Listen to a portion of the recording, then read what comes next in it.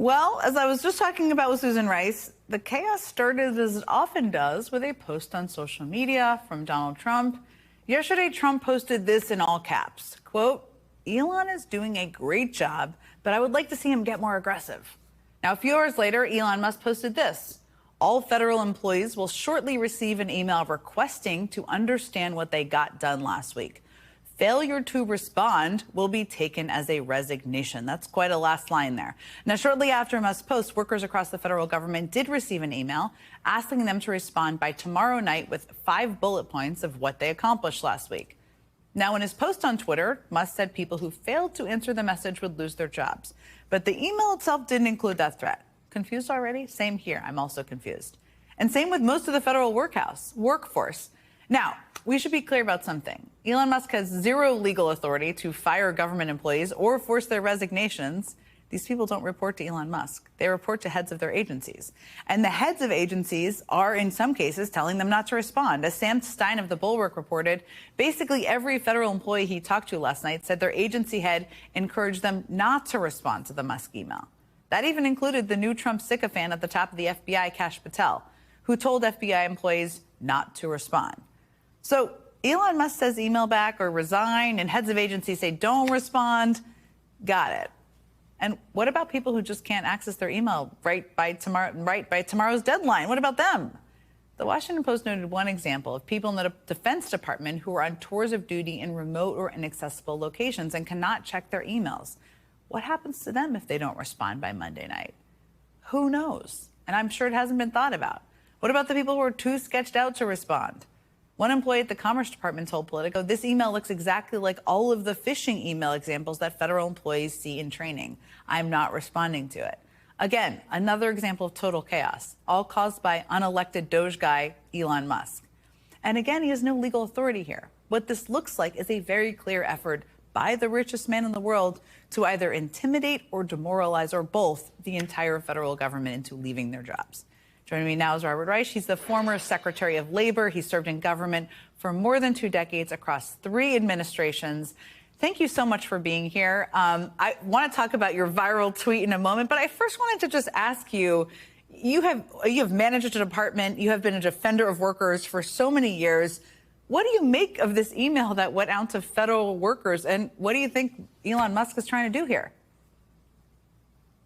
It's very hard to know, Jen, what Elon Musk is trying to do, but he is sowing chaos, and he is also doing it in an extraordinarily condescending way, treating civil servants, people who have dedicated their lives to the United States, who have pledged allegiance to the United States, who are working for all of us, treating them like school children.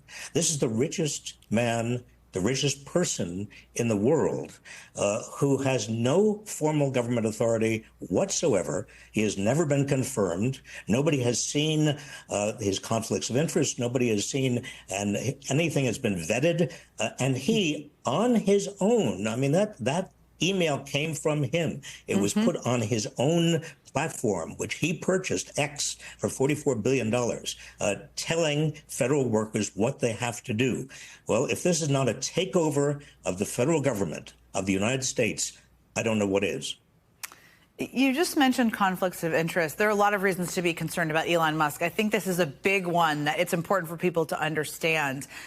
Tell us a little bit more about where you see the biggest conflicts of interest, and as somebody who has had a very prominent position in government, why that is a problem, which may sound obvious, but help people understand that. Public trust is critical in government, obviously. And if you have people like Elon Musk, who are not even confirmed, who are telling public servants what to do, and who are also firing them, and taking, hundreds of thousands of workers and telling them, you have got to either take this particular offer or you are fired. You can see the intimidation of the federal workers. So Elon Musk, for example, he has 6 big firms. The Food and Drug Administration, for example, oversees one of his major enterprises called Neuralink. Well, the FDA has had a lot of people fired, essentially by Elon Musk and Elon Musk's troops. Or take the Federal Aviation Administration, the FAA, that oversees SpaceX, which is a huge enterprise and very profitable enterprise from Elon Musk. Well, those people have also, at the FAA, been downsized, but a lot of them have lost their jobs. What do you expect them to do in terms of overseeing SpaceX? Or I could go on. This Consumer Financial Protection Board, which is extraordinarily important.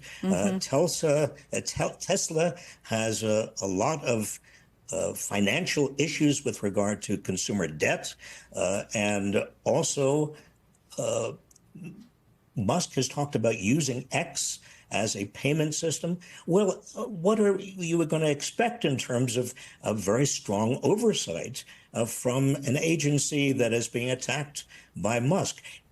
Time and again, over and across the government, we see conflicts of interest which are going to, if they haven't already, minimize the degree to which Musk's enterprises are being vetted and overseen as they should be overseen. It's so much to dig into. I hope you'll come back and help us understand it and help us explain it to people. Again, Secretary Reich, thank you so much for joining me and taking the time today.